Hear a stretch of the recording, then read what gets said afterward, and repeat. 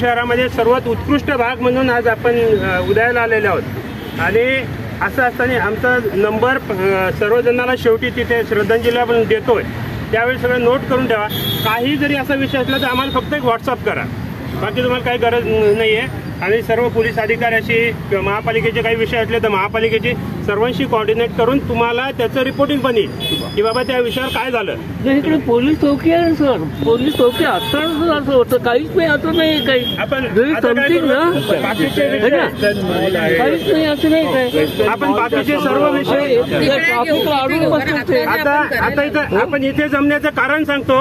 इथे श्रेयस शेट्टी म्हणून जे सद्गृहस्थ होते ते औंधरोडून इकडे सायकलनं चालले होते, त्यांना इथे अडवलं, या ठिकाणी अडवलं आणि इथे त्यांच्यावर अटॅक झाला आणि अटॅक मारहाण केली। मारहाण केल्यानंतर त्यांनी रॉड मारायचा प्रयत्न 3 वेळा रॉड मारला त्यांना, तर त्यांनी हाताने अडवला आणि ते वाचले नशीब आणि पळाले, सायकल इथंच सोडून ते पळाले तर ती लोक सुद्धा त्यांच्या पाठीमागे पळाली होती। मग त्यांनी आरडाओरडा केला, बाकीचे लोक गोळा झाले आणि सुदैवानं ते वाचले। तर आणि पण नंतर इथून हा प्रकार झाल्यावर इथून ते पुढे गेले, इथे एका सिक्युरिटी गार्डला पण मारलं त्यांनी।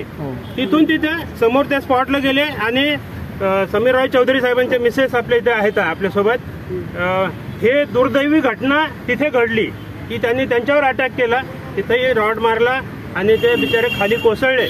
वय वर्ष 77 त्यांचं बायपास ऑपरेशन झालं होतं। काही म्हणजे बिचाऱ्यांची काही चूक नाहीये, पण तरी सुद्धा आज या कुटुंबावर खूप मोठा आघात आलेला आहे।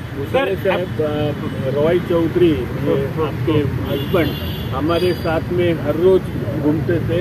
ये मिस्टर अग्रवाल है, ये हमारे साथ ये करते थे। हम बहुत गॉड आदमी है।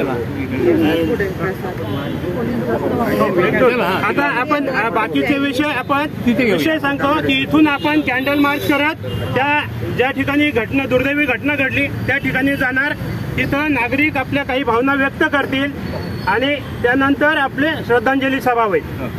एक 2च मिनिटात फक्त एक कॅन्डल दोन आपण पोलिसांची बोलूया ना, पोलीस आलेत तर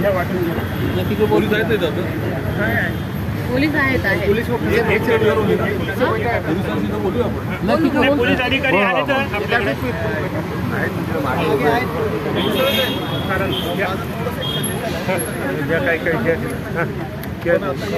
वाटून घ्या।